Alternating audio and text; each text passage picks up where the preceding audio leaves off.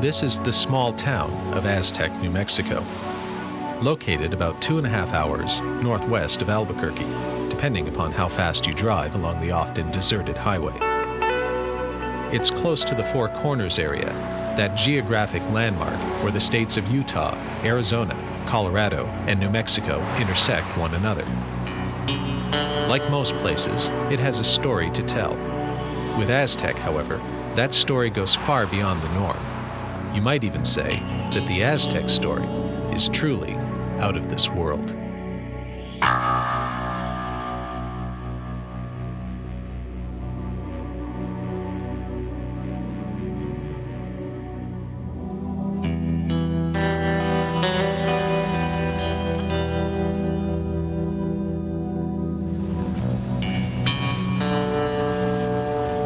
These days, if you told a friend that you were off to New Mexico to visit the site of an alleged flying saucer crash, that friend would probably assume you were headed to Roswell.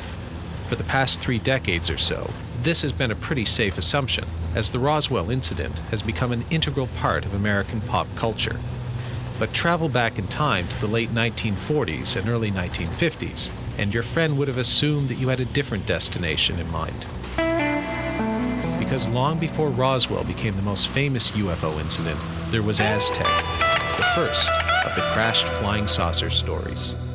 The gist of the Aztec tale is that in 1948, a flying saucer complete with anywhere from 14 to 18 bodies crashed in Aztec, New Mexico, and recovered under cover of high secrecy by the US military. And in various formats and permutations, the tale's been circulated for the last 50 years. Some people consider it to be an outright hoax. Some people are sitting on the fence. Other people consider it to be genuine. Some people consider maybe it's a genuine incident, but it occurred somewhere else.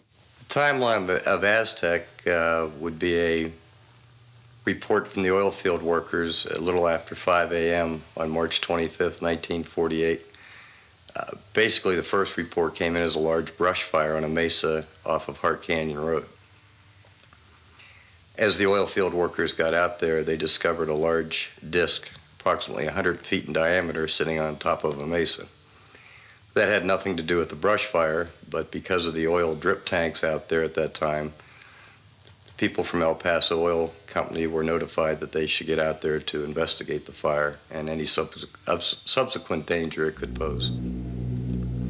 Upon getting out there, they noticed a large disc on the mesa. Military showed up later that day, late lunchtime, early afternoon. The one local law enforcement officer had warned the locals that the military would be there eventually, that they had been notified. Aztec is a fascinating case because it was the original, if you will, crash flying saucer story. And it surfaced first in 1949 in columns written by Frank Scully in the Daily Variety. It ultimately led to a best-selling book that Scully wrote, and I think it sold something on the order of 60,000 copies in 1950 in hardcover, and then it went on to 12 editions overseas, and on and on and on. I mean, it was remarkable how successful it was. It's obvious he struck some kind of real chord. It was also total nonsense, and Scully was either one of these fellows who knew enough not to ask questions he didn't want to hear the answers to, or he was genuinely duped by a fellow named Silas Newton and a sidekick of his named Leo Gebauer, who became known as Dr. G in Scully's book. In Frank Scully's book, Behind the Flying Saucers, which came out in 1950, he tells the Aztec story as told to him by Silas Newton and Leo Gebauer. Silas Newton and Leo Gebauer then introduced Frank Scully to at least 8 scientists that allegedly worked on the Aztec crash. Frank Scully took these 8 people and molded them into one Dr. G. The skeptics like to attack the story if they haven't researched it and say that Dr. G was Leo Gebauer. Leo Gebauer was no more a scientist than anybody. He was an electrical engineer that worked with Silas Newton. More of a glorified electrician more than electrical engineer. Frank Scully in his book plainly states that Dr. G is up to 8 scientists that worked on the recovered UFO at Aztec? Essentially, these two guys were con men who were in the process of trying to peddle a doodle bug, which is an oil and gas industry tag for a device that will find oil and gas, but of course doesn't. And in his case, it was a machine that not only found oil and gas, but gold and water and pretty much anything the Mark was interested in finding. And on top of that, Gebauer had invented something similar, which also supposedly could assess the health of a person. So this was sort of an all-in-one, do-it-all kind of thing. But what they did, which was unusual and made their little bit unique, was that they claimed that their doodle bug was better than anybody else's because it was using technology that had been taken from the flying saucer that allegedly crashed near Aztec. And therefore, obviously, it was far superior. Dr. G, our friend Gebauer, was supposedly a magnetics expert who was one of those called in by the Air Force when the saucer was tracked into ground near Aztec, where it floated to ground, not actually crashed, and presumably disabled by a high-powered radar somewhere nearby. Such was the claim. Anyhow, the whole thing was a total con job. And it was quickly recognized as such and then really exposed in detail in 1952 by J.P. Kahn, who was an investigative reporter. I think he was with the San Francisco Examiner, if I'm not mistaken.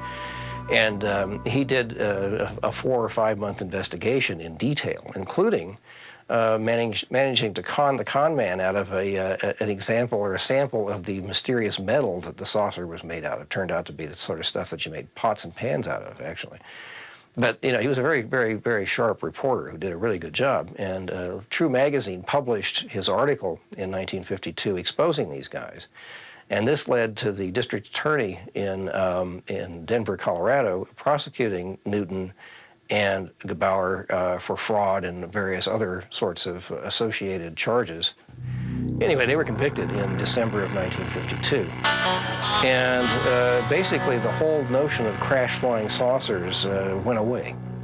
And people who take flying saucers, UFOs, seriously for decades wouldn't touch anything like that with a 10-foot pole until Roswell came along. I think where some of the skeptics attack the Aztec story is why would 1, 2, or up to 8 scientists confide with Frank Scully? And that's an important question. But you have to look at who Frank Scully was back then. You have to look at how the media operated back then. We didn't have CNN, we didn't have national network TV. You had a very tight group of journalists, the Dorothy Kilgallons, the Walter Winchells, the Frank Scullys that, quite frankly, were the most credible people of their day in journalism. And that would probably be an automatic person that you would go to break a story like that. The other thing, if you read Frank Scully's writings, the scientists that approached him did not think that was going to be a secret for a long time. They thought that story would break within a year. They were giving Frank Scully a little advance on the Aztec incident. The first UFO-related documentary I made was a biography of legendary Roswell investigator Stanton T. Friedman. If the Aztec incident has a Friedman, that is to say, someone with respected professional credentials who has chosen to undertake a search for the truth about the UFO phenomenon, it is this man, Scott Ramsey, a successful businessman from North Carolina. Frank Scully might have broken the Aztec story, but it is Ramsey who has rescued the tale from obscurity and who has challenged, after years of research, the long-held view that the whole thing was simply a hoax. In looking at the story, that was one thing that intrigued me, was looking at the claims made back in 1950 by these 8 scientists. And one was the secret radar bases. So as we started to look into the claims that Dr. G was telling Frank Scully, and we compare to what we know now, when you go back 50-some years later and look at what we've been able to get declassified from the Air Force, the Atomic Energy Commission, somebody back then was definitely in the loop leaking good information to Frank Scully. It took us over, 50 years now of getting records declassified to back up the claims that they were making in 1950. One was the infamous radar bases, the top secret radar bases that were located in New Mexico. We went out searching for them in 1999, using topographic maps on if we were to put a radar base in New Mexico, where would we put it based on height, direction, location.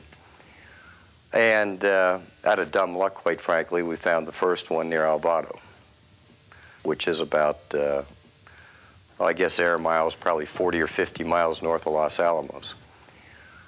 We went to the Air Force, Maxwell Air Force Base down in Montgomery, Alabama, and asked for the records on these. At the same time, the state of New Mexico was doing a historical research on anything that had anything to do with the Cold War. So this became a perfect fit. We went down to kind of a dual purpose. They released the records, but we had a problem. The Air Force bases under the radar bases under the Air Force didn't exist till 1950. Well, we couldn't tie that to Aztec because Aztec, of course, was 1948. Looking at the records in great detail, we saw things like the first quarterly report for their capital expenditures. They needed a roof, they needed a water heater, they needed some improvements in electrical work, mainly some transformers. And we asked ourselves a question: if this base was just built, why would they be needing to requisition a water heater, a new roof on a building, and new transformers? So we went back and we did some digging, and turned out that the radar bases were built in 1946, which we have all the historical information on those. The Air Force did acquire the bases from 1950 to 1957, but the Atomic Energy Commission requisitioned those the radar bases from 1946 till they turned them over to the Air Force in 1950. There were three. We had Continental Divide, which is out near Gallup, Alvarado, which is near Chalma, Tia Maria area, and Moriarty, which is due east of Albuquerque. That put up a perfect triangle around Kirkland Air Force Base, Sandia National Labs, and Los Alamos, which was the main purpose of those radar bases, was to protect those Atomic Energy Commission installations. Ramsey, who has done a tremendous amount of research on Aztec, he found these places. You know, if you look at the history of the Air Defense Command and the setup of the Lash-Up radar system, which was the beginning of our whole Continental Air Defense radar system and all of that, there were no Air Defense Command radars at those sites at the time of the alleged crash saucer incident. But he found out that there were radars there, and they were under the control of the Atomic Energy Commission. They had something to do with some sort of vague, feeble attempt to provide for defense against air attack at Los Alamos, the national lab, the bomb lab. As far as the rest of New Mexico is concerned, there just weren't any such radars. You know, they had them at White Sands. They had radars at White Sands for tracking captured V-2s that they were launching down there and other things of that sort. But those were, again, these were World War II retreads, essentially. There was nothing exotic. What kind of people did they have serving here? Because it looks like a short straw kind of gig for me. Yeah, that's what I thought when I first saw it. I thought, my God, you really had to do something wrong to get here. But boy, you look at the reports, these guys were the cream of the crop. You know, the three bases, they had some pretty impressive resumes, let's put it that way. We looked into the type of radar that they were using at these three installations, and especially Alvarado had a very, very powerful radar. It was an experimental radar for the U.S. Navy. It was a high microwave, which all radars are. They all work on some form of signal microwave. This one was extremely powerful, and we even have the manuals telling the operators the do's and don'ts if aircraft were in the area. Keeping in mind that was a restricted airspace back in those days. This is the old power generation building. They had 5 diesel generators in here. They would pump the kerosene, the diesel fuel in here through the pump station, the pump house right there. And this was backup. These radar units took a lot of electricity to run. And these were backups. You can see from the slabs here, there were 5. Then all the switch gear and all the cabling that would drop down and go over to the bunker next door. So that's the bunker over there, is it? That's the main radar. Let's go take a look at that. Sure. So this is a pretty powerful radar we're talking about. Oh, yeah. When the Air Force took it over, it became the Tia Amaria. And then later on in life, Elvado. Huh. Dare to go in there? Sure, let's take a look. You're not afraid of bats, are you? Well, I don't want to get bitten by one. Yep, this is it right here.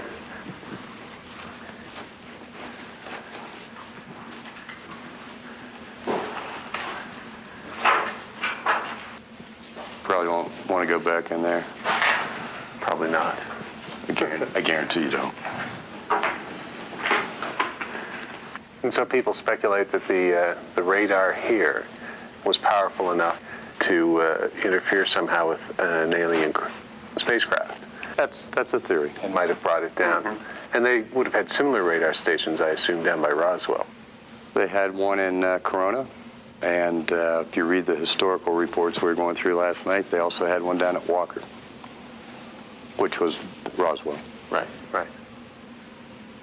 Coincidence? Yeah, maybe, huh? If these guys came flying across millions upon millions of miles of space, if they flew from, or billions if they came from another star and a planet around another star, is it likely that they wouldn't be shielded against the kind of feeble radiation that would be coming out of our radar sets? I mean, how likely is it that they would have forgotten about that particular part of the spectrum? And then they get here and they get shot out of the sky. And people are saying, oh, they're dropping out of the skies. What is all this business? How could a sophisticated craft from far away crash? You know, we had 2 shuttles go, too. Very sophisticated craft. I think they may have run into the unexpected, whether it was a radar beam or all kinds of other things. Accidents happen. That's the way it is.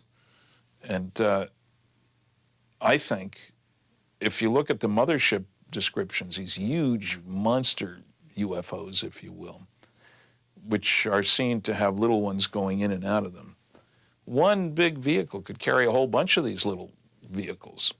And if they lose one, they lose one. Okay. Explorers, Magellan didn't make it around the planet. His ship made it. He didn't make it. I think that Scott Ramsey has been a forerunner in this and has done some excellent research. When he started, there were a lot more skeptics than there are today. There were a lot of people who said they were crazy, that this was just a scam, there was nothing to it. And he's proved that there were radar sites, secret radar bases that were sending out microwave rays, microwave beams that could have knocked a flying saucer out of the sky and caused it to crash land north of Aztec. And he's proved that fact. So that gives it a little bit more of a validity to me, that there's some truth to these theories when you start getting the government documents in your hand. Another intriguing fact is that the FBI file on Leo Jabauer, which has been declassified, the entire file runs for 400 pages, of which only 200 have been declassified. And many of the documents contained within the withheld material are classified for reasons affecting national security and the defence of the USA.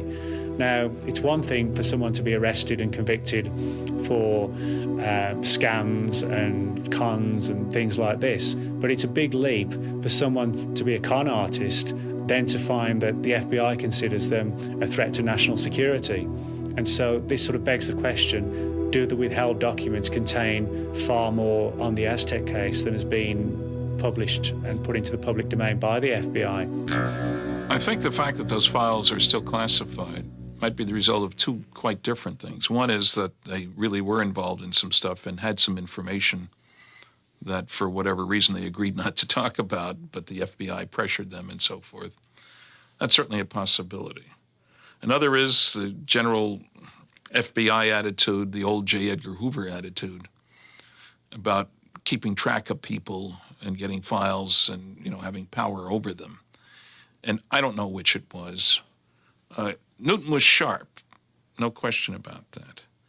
Whether he stumbled across some things that he shouldn't have stumbled across, I don't know. A number of FBI documents make it very clear that the FBI and the Air Force at the time were following Newton and Jabauer very, very closely and were literally listening on their every word, were going out to conferences and lectures that both men were speaking at, and wanting to know what the truth was behind the Aztec case. Was it a genuine incident, or was it simply a concoction of these two enterprising con men? It's possible there's something in there that would bear on this and give us some answers, and maybe they would prefer, for reasons which may or may not be legitimate, to keep that quiet. Certainly we can't say, oh, this is real because these con men told this story. But because con men told the story about Aztec doesn't mean that there wasn't an Aztec story to be told, a genuine one, a legitimate one.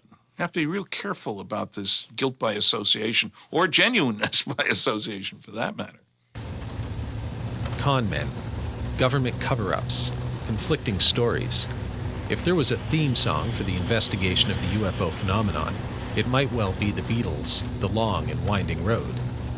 The Aztec case is the perfect example of this, both figuratively and literally in the case of Hart Canyon Road, which leads to the alleged crash site.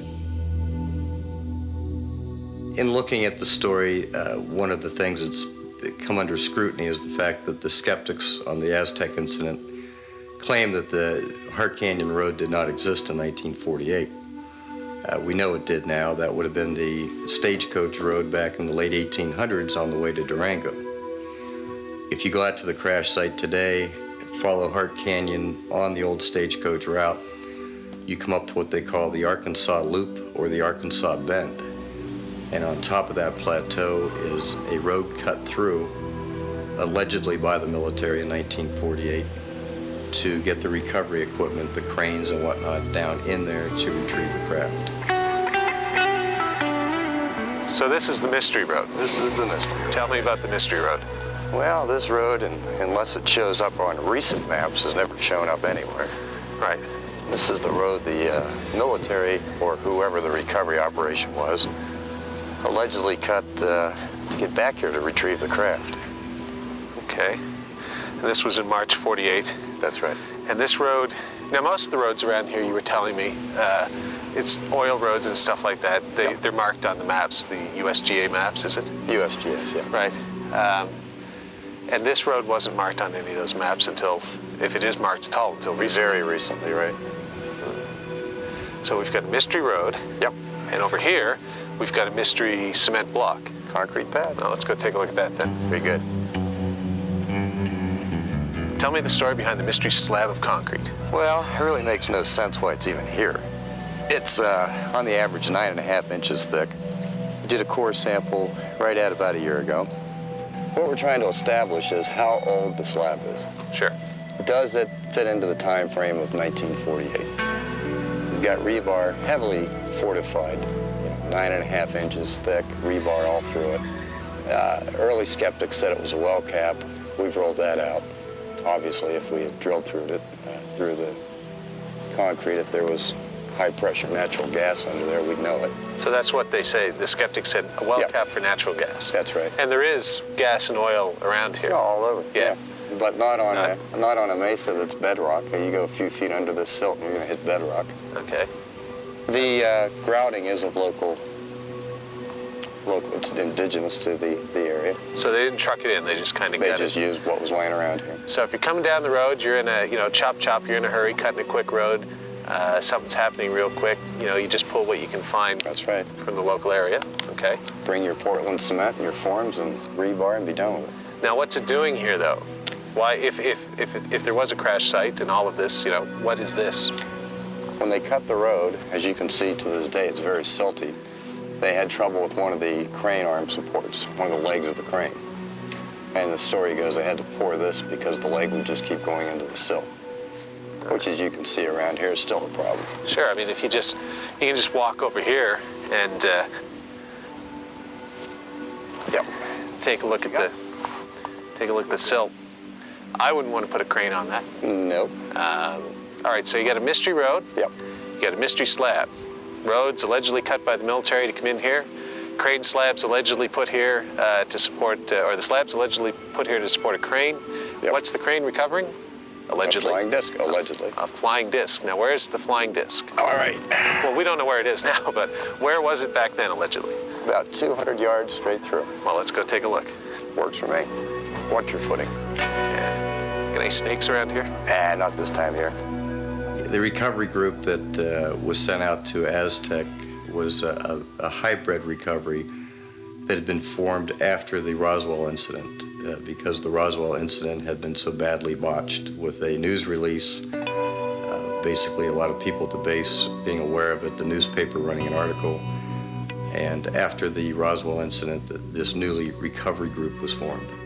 This would have been a very, very elite group, so they would never have another Roswell incident where they had some young guys at a base, even though the 509th was a top-notch base with top-notch people.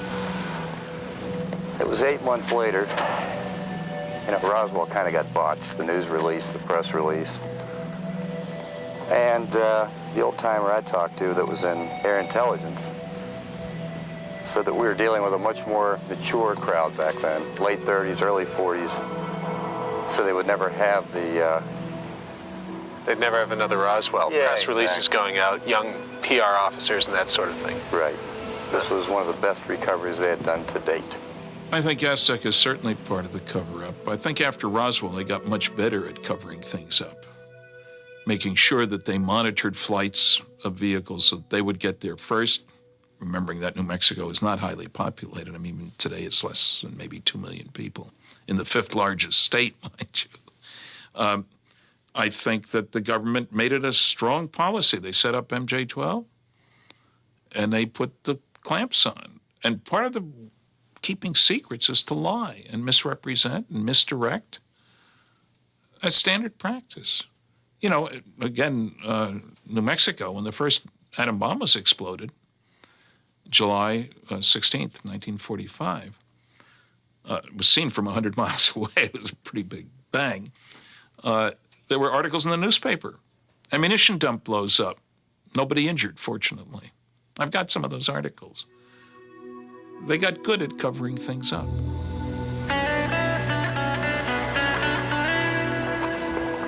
What we feel, based on all the reports, this would be the epicenter of the crash site right here. It was virtually intact. Right. So was it a soft landing? Was it a crash? We don't know. Now, there's a plaque over here. So this is a commemorative plaque of the alleged incident. Recovery at Hart Canyon. On or about this site on March 25th, 1948, the spacecraft of origins unknown crash-landed on this mesa. The 767th A&W radar base in nearby El Vado, New Mexico, tracked the errant landing to this site. The high-security recovery operation took approximately 2 weeks, with all remains being taken to Los Alamos, New Mexico, for scientific study and evaluation by some of the world's leading scientists. And Los Alamos is what, 2 hours from here? 2.5? Yeah, about 127 miles as the crow flies. Sure. The recovery of this craft by the U.S. government and military was one of the most secretive recoveries of spacecraft with origins unknown since the similar recovery in Roswell, New Mexico, 8 months earlier. Sadly, all occupants, as many as 16, died as the result of this crash, making full disclosure of both purpose and origination all but impossible. It was put here in 1999. 3 years after the symposium started. 1 year. Oh, right. Yeah, 1 year. 98 was the first year. Right. So this is it. Not much to look at, but No, not really. who knows what happened here. A lot of twisted dead trees, a lot of broken off trees, and a big open space that about 35 feet wide, 110 feet long. The only question is, What crashed here? did anything crash here? Yeah. All right. I love visiting New Mexico, not just because I'm interested in the UFO phenomenon, but because its vast, empty spaces are so different, so alien, one might say, to my home, Halifax, Nova Scotia, a bustling cosmopolitan seaport on Canada's east coast. Out here, I sometimes feel that I'm at the edge of the world. And yet, there are similarities between New Mexico and Nova Scotia. Friendly people, for example, that might not be readily apparent, but which do exist. These common elements are also present in the Roswell and Aztec UFO incidents, no matter how much the skeptics might tell you otherwise. Let's do a comparison of Roswell and Aztec. Roswell made the front page of many, many newspapers across the country.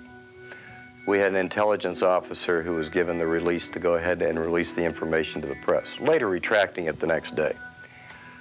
Aztec, we may have one newspaper article that made it out that has conveniently disappeared out of the archives.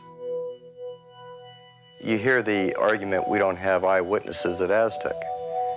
Well, we didn't have eyewitnesses 4 or 5 years ago. We have eyewitnesses now. Unfortunately, some are deceased. One key eyewitness that we had, he's deceased now, was Doug Nolan. Grew up in the Four Corners area. At 19 years of age, worked for the El Paso Oil Company. Was in his truck that day, that over the radio, they had an old Motorola radio in the truck, traveling with his boss, Bill Ferguson. They were called on the radio to get out to Hart Canyon because of the brush fire, the infamous brush fire we hear about. Upon arriving at the crash site, they were told by other workers the brush fire is on one side. They were worried about a drip tank getting ignited in the brush fire. Upon arrival there, other oil field workers told them that it's not the brush fire you got to see what's laying up on the mesa. Doug went on to tell us all the locals that were there, the 2 police officers that were there, his boss, Bill Ferguson, who's probably deceased, although we're still looking for him. I had the luxury of interviewing Doug back about October of 2003, and he passed away December 7th. That we have an eyewitness. We have a deathbed confession. Doug had had 6 strokes from June until October.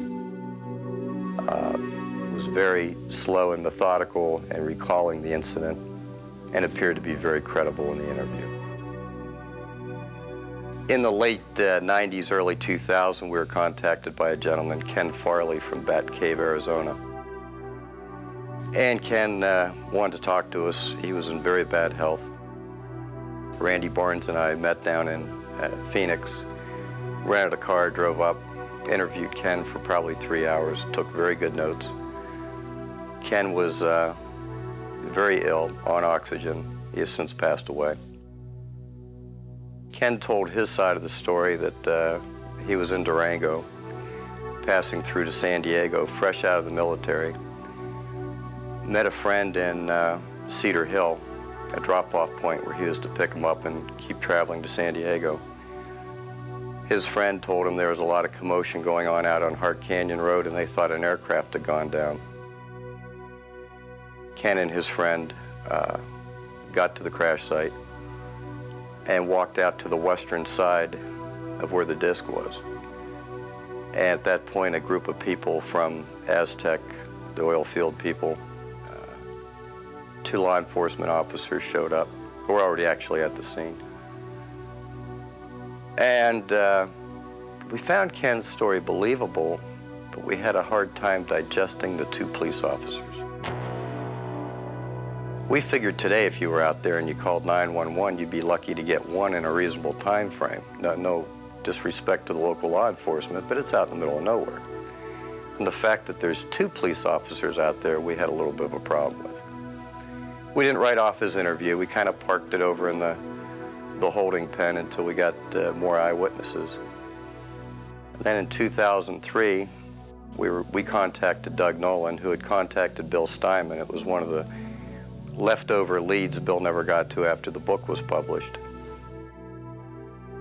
Doug told an interesting story, which was very believable, backed up with names of other local residents. But about 3/4 of the way through the interview, he mentions the other police officer. And I stopped Doug and I said, "What other police officer?" He said, "Well, we had the local police officer and then another gentleman, young guy." Well, Doug was 19 at the time and said that police officer was about his age, slightly older. That police officer didn't seem to intermingle with the locals. So Doug went over and talked to him, and he said he was from the town of Cuba, New Mexico, which is southeast of Aztec. That police officer claimed he had followed the craft that night up what is now 550, the old Highway 44. We dug into the details as best. Doug, again, was dying. He had had 6 strokes since past June. Doug also said he was going through who was at the crash site that day. Could remember all but 2 people because he didn't know who they were. And I asked him who, and he said 2 young guys, maybe 3 that stood at the western side of the crash site. At that point, that tied in Ken Farley's story, also backing up his claim about the 2 police officers. So we had stories that were now starting to connect with witnesses. In the winter of 2002, I was contacted by Glenn Pace. Glenn Pace was born and raised in the Farmington area. Subsequently, he was interviewed extensively by Linda Moulton Howe. Told a very interesting story as a young man delivering papers a day or 2 after the Aztec crash. Back then, the local paper was called The Hustler. Since then, it's now the Farmington Daily Times. Glenn recalls delivering papers with an article on the cover of The Hustler referring to ranchers find disc on ranch in Hart Canyon Road. At that time, that is one of a few years of The Hustler there is no archived microfiche on. Years later, Glenn Pace was working down at White Sands Missile Range, now White Sands Proving Ground, and worked with Otto Kraus, who was a very well-known scientist of his day, passed away in the early 90s. And Otto Kraus asked him where he was from, and when Glenn said the Farmington area, night after night of working out on the test range, they got to know each other pretty well. And Otto said that he was somehow involved in the Aztec UFO recovery. And doing research and looking into Otto Kraus's background, I believe he would have been somebody you would have included in that. He was a very brilliant man of his day. Otto made reference to Glenn that the Aztec recovery was one of the best ones the military had done. Again, using words close to, we didn't botch it like we did in Roswell. March 27th of 1999, I was contacted indirectly by Fred Reed. He had contacted the Daily Times and the Aztec Public Library and sent a very nice letter. He had attended the 97 symposium. And I subsequently sat down on the phone and talked to Fred for quite a long time. In 1948, he worked for the OSS, predecessor to the CIA. And Fred and his crew was dispatched to the Aztec crash site. After the crash was removed, matter of fact, there was no discussion of a UFO or a flying disc. They were told to go out and do a final cleanup of the site and to absolutely map and survey with great precision the entire area. Yeah, when talking to Fred, I asked Fred, well, what were your thoughts? What did you think when you and your crew got here? And he said, actually, we thought a plane had crashed, which would make sense with all the air traffic over the state of New Mexico military at that time.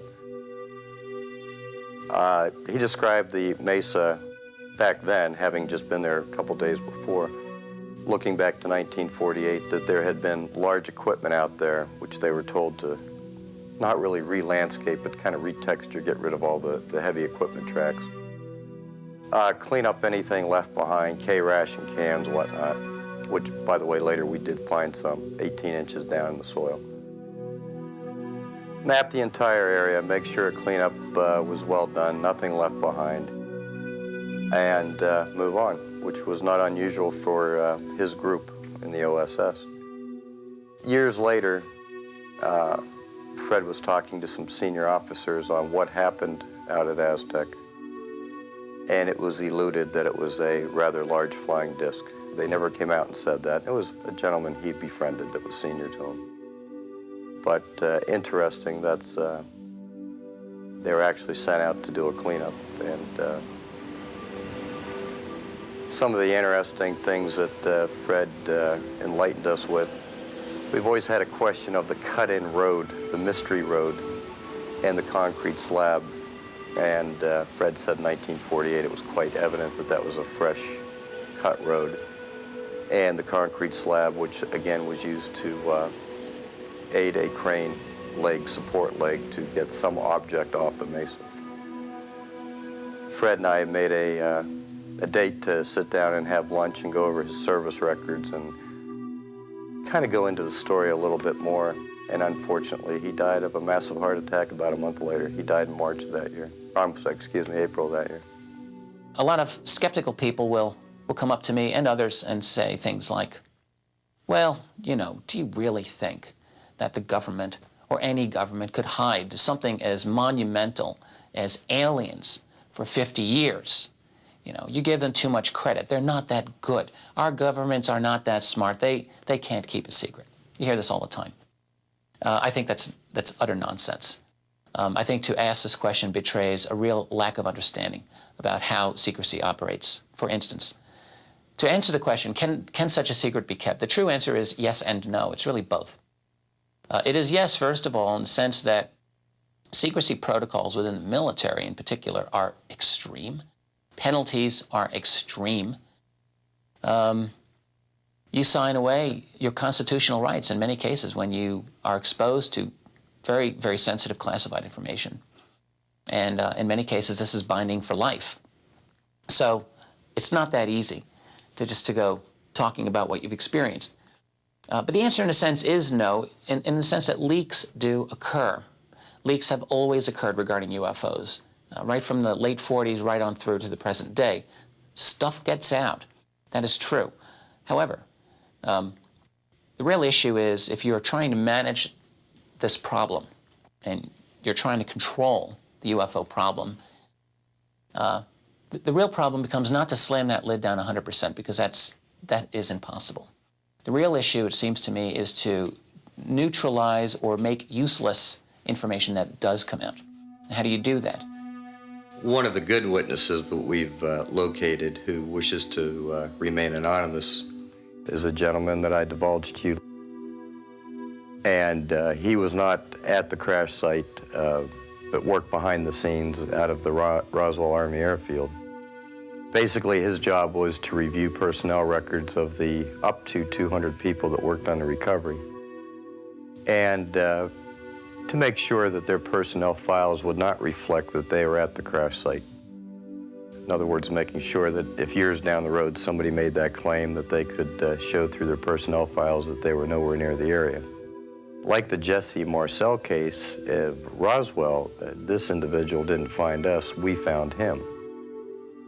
Apparently, a lot of the UFO reports that were not going to Blue Book, that were going to this Air Force intel, were going to him. And as luck would have it, when we found him, he was still alive and was up until a few months back. The skeptics maintain that this is all hooey, that you could never keep a flying saucer crash secret, that someone, whether on the recovery team or a civilian witness, would talk about something as big as Roswell or Aztec. But would they? And if they tried, who would really be listening?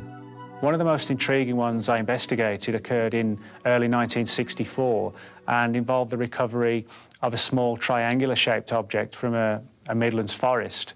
And in this particular case, I tracked down various witnesses who recalled seeing military cordons and police cordons turning people away from the area. One witness who stood out more than any other literally stumbled upon the recovery scene of this object, which was being loaded aboard a military transport vehicle. And he was treated quite roughly by the military, had his camera and film confiscated, and was warned not to talk about this incident. This was February 1964, and he spoke to me in September 1996. And when myself and a colleague went to interview him, he'd had this, just before we arrived, he'd had this rather bizarre and kind of threatening telephone call from the Ministry of Defence, ordering him as a civilian not to talk to us about this particular case. And it did put him off speaking. He was quite frightened by it all. And of course, we hear accounts like this very often within the UFO subject, and you need to investigate each one on its own merit. What we did, through various checks and things like this, we were able to determine that he had indeed received a telephone call from the Ministry of Defence, one specific branch called the Ministry of Defence Guard Service. Now, this man is now in his 70s, and he's just a retired washing machine repairer, living on his own in a small apartment, and he gets a phone call from the Ministry of Defence Police at 9 o'clock in the morning, warning him not to talk about an incident that he was involved in 40 years previously. Unfortunately, we were able to verify the incoming details of this telephone call to confirm that he did receive it. And so this kind of begs the question, what kind of incident could be of paramount importance to the British Ministry of Defence that 40 years after it occurred, someone is still keeping watch on the people who are involved in the case, to the extent that they're being told not to talk to civilian UFO researchers. And the fact that we arranged the interview by telephone, then that sort of brings up all sort of other scenarios about telephone monitoring operations to keep this story under wraps. And as sceptical as I was when I first got into the subject, even for me now, you know, I've had events and occurrences like this happen so many times that, you know, I believe there is a concerted effort on the part of a covert organisation buried incredibly well within the intelligence community to keep watch on the more sensitive and sensational aspects of the UFO subject. I think there really was a crash there. I think that Scott has gathered a lot of witnesses. I think we've got more to find. And of course, we're racing the undertaker and losing the race most of the time. Several important witnesses have died within the past year. I personally think that New Mexico would have been a prime target for any alien visitors. I mean, I make one assumption about all civilizations out there, as well as here for that matter, that they're concerned about their own survival and security. That seems to be a natural part of the development of any advanced civilization. Okay, that being the case, you have to keep tabs on the primitives in the neighborhood. But only close tabs, frequent visitations, detailed investigations, when they show signs of being able to bother you.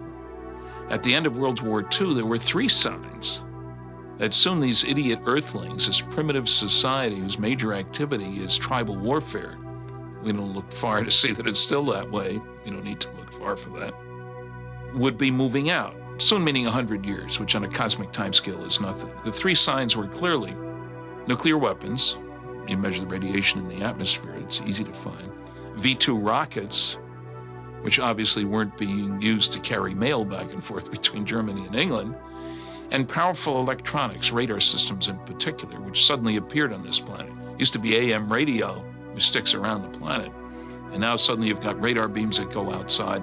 We're obviously moving along with development of electronic systems. I don't think it's any coincidence at all that the only place on the planet where you could check out all 3 of these technologies in 1947 and 48 was southeastern New Mexico. That's where the first atom bomb was tested, Trinity Site on Alamogordo Army Airfield, White Sands Proving Ground, if you want to call it that. The V-2 rockets were all being tested there that we had captured from the Germans, and we were modifying some to go up much higher and things like that. And that's where we had our best radar to track the rockets, which sometimes went south instead of north, even though they were supposed to go north.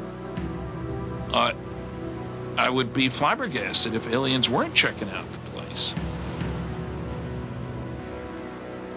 So, New Mexico would have been a natural place for aliens to visit. But Roswell and Aztec remain controversial at best. Is there a related UFO incident that even the skeptics can accept as real? As it happens, there is, and it occurred just a few miles from Aztec in Farmington, New Mexico. The Farmington Armada case is a classic in ufology. In March of 1950, a large number of people in Farmington, New Mexico, which at that time was a lot smaller than it is now, I mean dramatically smaller. I think now it's about 30,000. We're dealing in those days with maybe 3,000 people, if that.